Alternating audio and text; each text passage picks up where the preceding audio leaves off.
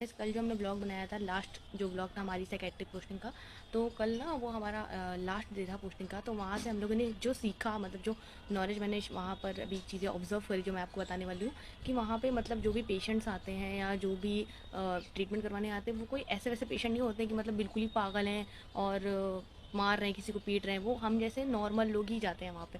हम जैसे नॉर्मल लोग होते हैं, जो हमारे अंदर का एंग्जाइटी, ट्रॉमा, डिप्रेशन या जो भी चीज़ें हमारी होती हैं, जिसको हम फेस करते हैं अपनी रियल लाइफ में, जो हम स्ट्रगल कर रहे हैं आज के टाइम पे जॉब के लिए, कॉलेज के लिए, घर वालों से जो फाइट करते हैं, हमारी जो भी नॉर्मल लाइफ है, वो उसका ट्रॉमा इतना ज़्यादा बढ़ जाता है, वो चीज़ें इतनी ज़्यादा बढ़ जाती है कि हम उस कंडीशन में पहुंच जाते हैं कि हम एक मेंटल पेशेंट हो जाते हैं। मतलब हमारे जैसे ही लोग आते हैं, हमारी एजेस की लड़कियां वहाँ पे आती हैं, हमारे एजेस के लड़के वहाँ पे आते हैं।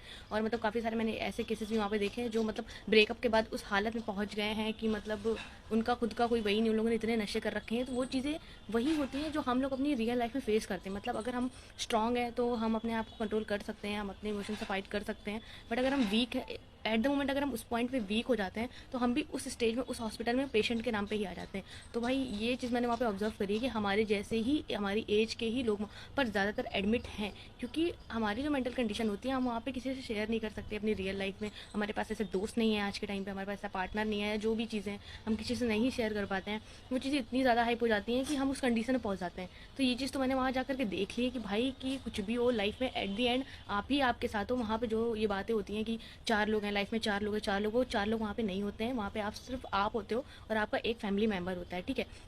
तो वहाँ पे कोई नहीं होता है। तो वहाँ पे आप ही आपके साथ होते हो, आप ही आपके लिए स्टैंड लेते हो, आप ही आपके लिए सब करते हो। तो भाई अपने आप को उस कंडीशन में लेके ही मत जाओ, अपने आप को वहाँ तक पहुँचाओ ही मत कि आपको ऐसी सिचुएशन आनी पड़े कि आप भी परेशान हो, आपके पेरेंट्स भी परेशान हो रहे हैं।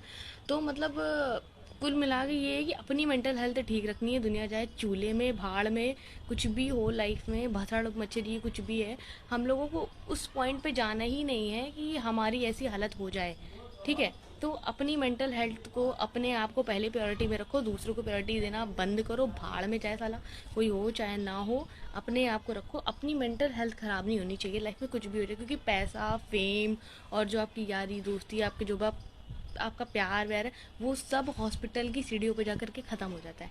वहाँ पे कोई नहीं आता है भाई, वहाँ पे कोई नहीं झांकने आता आपसे, आपके रिलेटिव ही दूर भागेंगे और ऊपर से ये बोलेंगे इनको कुछ खिला पिला दो यार, शांत करो उनको, हमारा दिमाग ख़राब होता है इनसे।